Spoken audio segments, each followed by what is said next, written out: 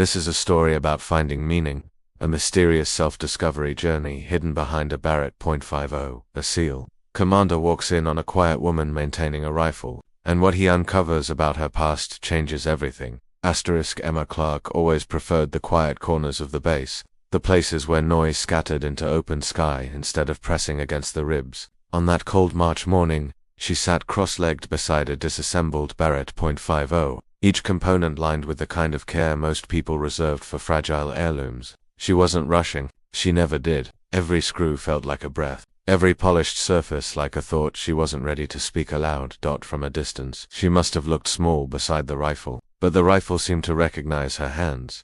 She exhaled softly. Her mind drifted, as it often did, to the question that kept following her like a shadow. What am I really doing here? Not the base, not the military. Here alive, breathing, moving through days that felt borrowed. She checked the recoil buffer again, though she'd already checked it twice. The habit wasn't about doubt, it was about control. Behind her, boots scraped gravel, slow, measured, a rhythm that belonged to someone used to leading rather than following. Commander. Rourke stopped 10 feet away, folding his arms as if studying a painting he didn't remember approving. Most people don't maintain a Barrett like it's a violin, he said. Emma didn't look up right away. She finished aligning the upper receiver, then wiped her hands on a cloth that used to be white. It shoots straighter when it's respected, she said quietly. Rourke blinked once, surprised. Maybe. Her voice was calm, steady, but carried a weight he couldn't place. He stepped closer. Clark, right? Communications division, she nodded. And this monster is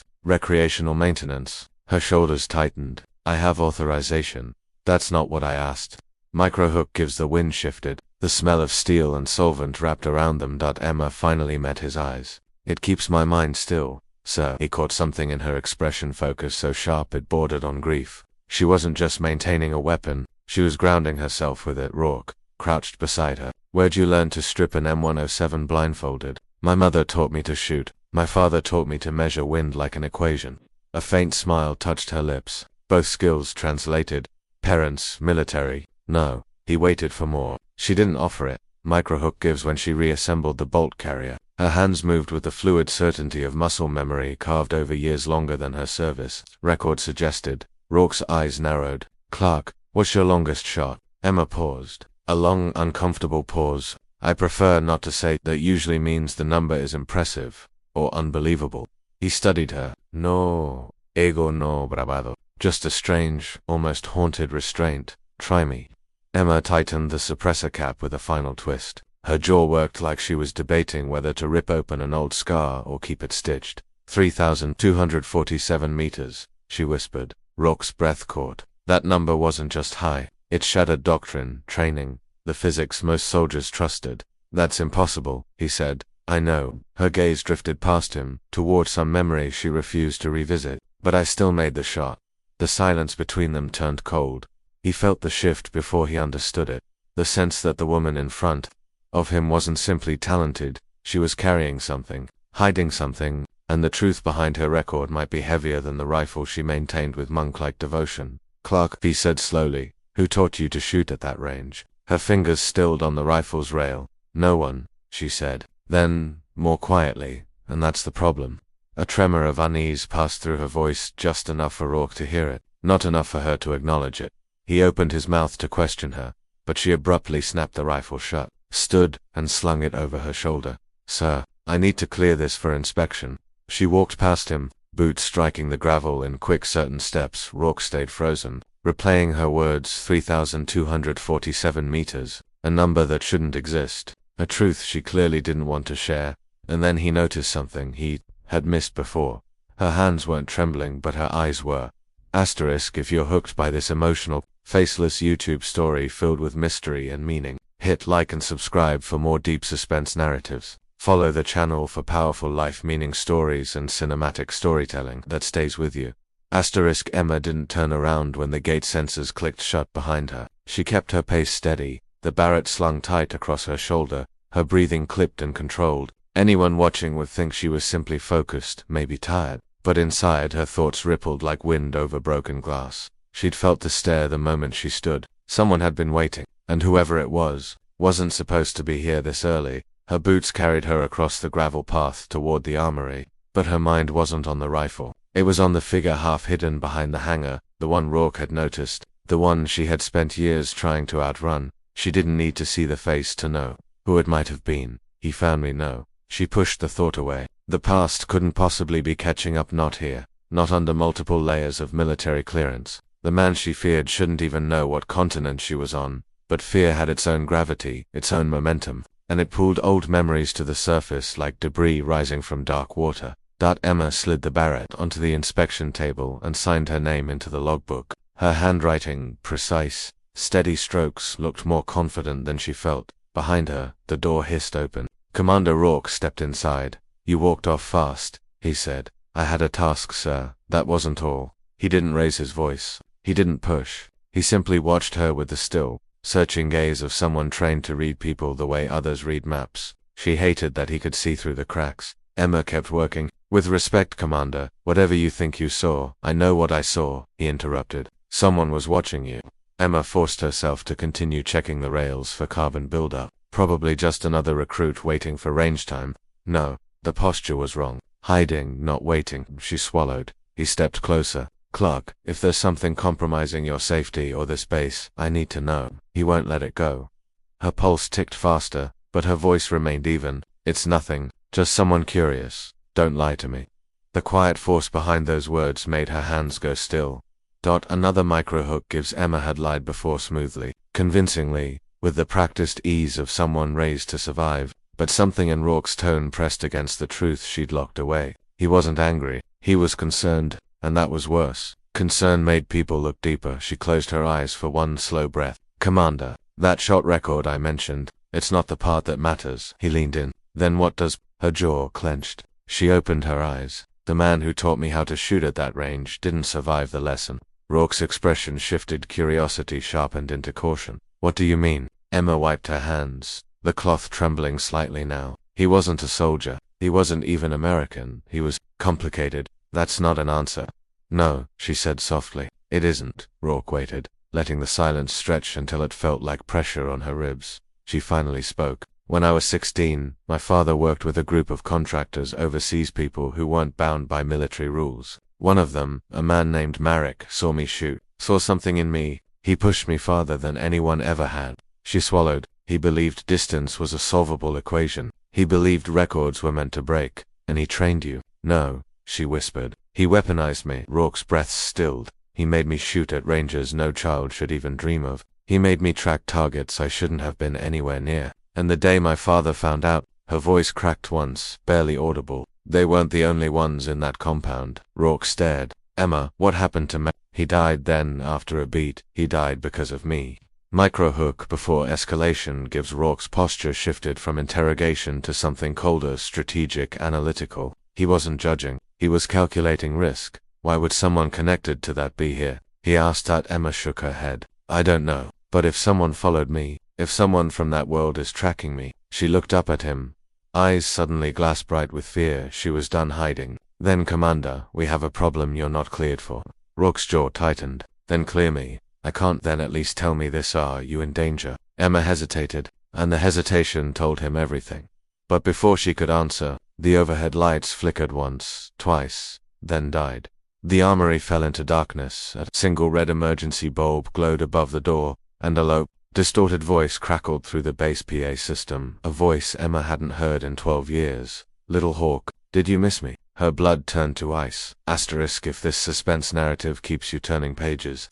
Subscribe for more faceless YouTube stories packed with mystery, emotion, and self-discovery. Don't miss the next chapter of this life-meaning story. Hit like and stay tuned. Asterisk the PA system hissed again, as if the base itself were holding its breath. Emma's skin tightened, every instinct screaming to run, hide, vanish. But she didn't move. She couldn't. Not while that voice, his voice, flooded the armory like smoke. Commander Rourke's hand hovered near his sidearm. "Clark, who is that?" Emma didn't answer. She was staring at the ceiling, not seeing metal or wires, seeing a dirt compound under a sun that never apologized. Seeing a man with wolf-gray eyes and a smile that never reached them. Rek. But he couldn't be alive. She had watched him fall. The PA crackled again. "Little Hawk, you still aim at ghosts?" Rourke stepped in front of her instinctively, protective, solid. Is this the man from your past? Emma nodded, jaw tight. He trained me, then he tried to own me. Rourke's expression darkened. And you killed him. He forced my hand. I didn't have a choice.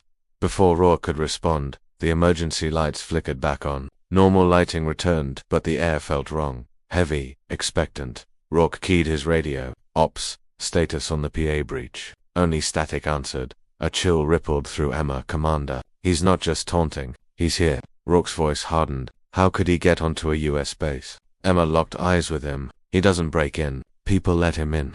A door slammed somewhere down the hall. The sound was soft. Too soft for anyone but someone trained to eliminate noise. A shadow shifted beneath the doorframe. Rourke drew his weapon. Clark, behind me. No, Emma whispered, her hand steadying on the Barrett case. He didn't come for you. She swallowed hard. He came for me. Asterisk. The figure remained just outside the wash of fluorescent light, tall and unmoving. Emma felt the room tilt like gravity was choosing sides. Rourke's stance hardened, feet anchored, weapon trained, center mass. Identify yourself, he barked. The figure chuckled, low, cold. That tone, always American, always predictable. Emma's stomach flipped. She knew that cadence. Merrick, she breathed. He stepped forward, face still disguised behind a matte black mask, but his posture unmistakable, the same confident stillness that once made her tremble. Little Hawk, he said softly. You grew up. Rourke glanced at Emma. Mask, modulated voice. Could be anyone. No. Emma's nails dug into her palms. He always hid his face. Even then, Merrick tilted his head. I taught her well, didn't I, Commander? The shot you're so curious about, she made it because she understood the equation. My equation. Emma stiffened. You pushed me past human limits, past reason, and look at you now. His voice warmed with cruel pride. A legend pretending to be small. Rourke stepped forward. How did you get on this base? Merrick ignored him. I didn't come to fight, Little Hawk. I came for what's mine. Emma felt heat coil in her chest. I'm not yours. Silence. Tense. Electric. Then Merrick laughed quietly. Everyone belongs to someone. You belong to the distance. To the wind. To the numbers. I gave you that. No, she said. You stole my childhood and called it training. Rourke raised his weapon. Last warning. Identify or drop. Merrick lifted a hand lazily. Commander, if I wanted you dead, you'd already be cooling on the floor. Emma's pulse pounded. Then why come here? She demanded. Merrick's head tilted again. To remind you, he whispered, that records are only broken when someone is watching. Asterisk. The casing spun across the concrete, clinking toward Emma's boots before settling with a metallic sigh. She stared at it, heart thundering. The engraving caught the light. LH-3247M. Her breath hitched. This wasn't just a message. It was proof. He knew. Rourke cursed under his breath. Clark is tracking your shots. Your data. Emma shook her head. No, he's tracking me. He always has. Merrick's voice floated through the room. You thought the record was yours. No, Little Hawk. It was ours. You carry the skill, but I shaped the eye. Emma's fists trembled. You shaped nothing. You broke everything. Did I? He murmured. Or did I show you what you were too afraid to admit, that you're built for the impossible? Rourke stepped forward, fury simmering beneath discipline. Why now? Why reveal yourself? For the storm that's coming, Merrick answered simply. Emma's eyes sharpened. What storm? You'll see, when your next shot decides who lives and who becomes a footnote. Rourke snapped. You're not walking out of here. Merrick laughed. Commander, she's too important and you are not the target. A sharp hiss sliced the air, a flash of something hitting the wall near Rourke. Not a bullet. A signal device. The lights cut again. Darkness swallowed the room. Emma's voice pierced it. Rourke, move. Bootsteps, fast, silent, retreated down the corridor. By the time emergency lights flickered back on, the doorway was empty. Rourke gritted his teeth. We're locking down the base. Emma bent, picked up the casing, and closed her fist around it. He's not testing the perimeter, she said quietly. Rourke turned. Then what is he testing? Emma looked up, eyes burning with dread and understanding. He's testing whether I'm still his weapon. Asterisk. The tiny LED blinked in her hand, slow, steady, patient. Emma stared at it like it was a beating heart cut clean from her past. A fragile red pulse. A reminder she hadn't outrun anything. Commander. Rourke leaned over her shoulder, eyes sharp. A tracker. He wants us to move. Emma nodded. He wants me to move. What's his angle? She exhaled shakily. Merrick never plays angles. He plays inevitabilities. Rourke didn't like that answer. Well, inevitability can wait. We're shutting this down. Base lockdown. Intel sweep. Full security mobilization. Emma shook her head. That won't stop him. Then what will? Her fingers curled tighter around the casing, its cold edges digging into her palm like truth striking bone. He's not here to kill me, Commander. He's here to finish something we started 12 years ago. Rourke frowned. What did you start? She didn't look at him. She couldn't. He trained me to see distance as numbers, but he also trained me to see people as math targets, equations. Her voice thinned. He wanted to build a shooter without hesitation. Rourke took in a slow breath. And did he succeed? Emma swallowed hard. For a long time, yes. Rourke stepped closer, lowering his voice. Were you forced to pull the trigger back then? No. That's why it's worse. She turned the casing over in her hand once, twice, like a coin flipping in slow motion. I wasn't forced. I chose to shoot. I believed him. I trusted him. And when he turned on my father, I reacted the way he taught me. Rourke's jaw tightened. You were a kid who could hit a dust-filled target from 2,000 meters. Emma's voice trembled. A kid he made into something useful, something dangerous. The room went quiet. Outside, alarms began blaring across the base, lockdown protocols firing like dominoes. Security personnel scrambled. Gates sealed. COMMS crackled. But Emma knew none of it mattered. Marek didn't care about defenses. He cared about her, and she finally understood. Why? Rourke grabbed his radio. Ops. This is Commander Rourke. Initiate full sweep of the communications wing and surrounding structures. We have a hostile on base, highly trained infiltration specialist. Static. Then, copy, Commander. Patrols moving. Emma stood, the casing still clenched in her fist. He'll use the chaos to separate me. That's how he works. Divide, isolate, reframe the field. Then we don't give him the field. Emma's eyes lifted. We already did. The moment I told you his name. Rourke opened his mouth, but the base intercom clicked alive again. Light static, first soft, almost intimate. Then his voice. Little Hawk, your commander is trying so hard to protect you. Should I tell him the truth? About the compound? About why your father died? Emma stiffened like her spine had been struck by lightning. Rourke's eyes flicked to her. Emma, what truth? Her breath faltered. No, he's trying to break me open. The intercom hissed again. You never told him, did you, that your father wasn't killed because of me, but because of you? Emma's vision blurred around the edges. No, that wasn't true. She knew it wasn't, but doubt was Marek's favorite weapon. Rourke gripped her shoulder. Clark, look at me. She didn't. Emma, her eyes lifted. They were glassy, storm-filled. Talk to me, he said. Her voice barely emerged. My father confronted him, told him to stop training me, told him he'd expose everything. I tried to intervene. I begged, and then her throat tightened. I fired a warning shot. It ricocheted. It hit a propane line. The explosion killed them both. A tear she refused to blink away trembled on her lash. Rourke felt something heavy lodge beneath his ribs, a mix of empathy, shock, and a fierce surge of protectiveness. Emma, he said quietly, that wasn't your fault. She laughed once. Marek disagrees. The intercom clicked again. Oh, Little Hawk, still rewriting history to feel lighter, he purred.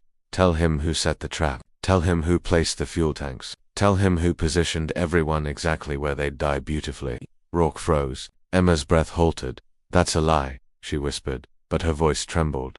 Come, Marek said softly. Let me show you the real equation. Then the intercom died. Rourke holstered his weapon. We're going after him. Emma shook her head. He wants that. And if we don't go, he'll come here. He will anyway. So what's your plan? She drew a long breath. It trembled, but not from fear, from clarity. He left a tracker. That means he's close enough to monitor it. That means he wants me to follow. So I will. Rourke scowled. No, you're not walking into his ambush. It's not an ambush. Her voice steadied. It's a mirror. He wants me to face him, because he thinks I'm still the weapon he built. Rourke stepped in front of her. And you think you're not? Emma stared down at the casing, her fingers wrapped around it like a promise she didn't remember making. No, she said softly. I'm not that anymore. You don't sound convinced. Emma closed her eyes, inhaled, then exhaled. The trembling quieted.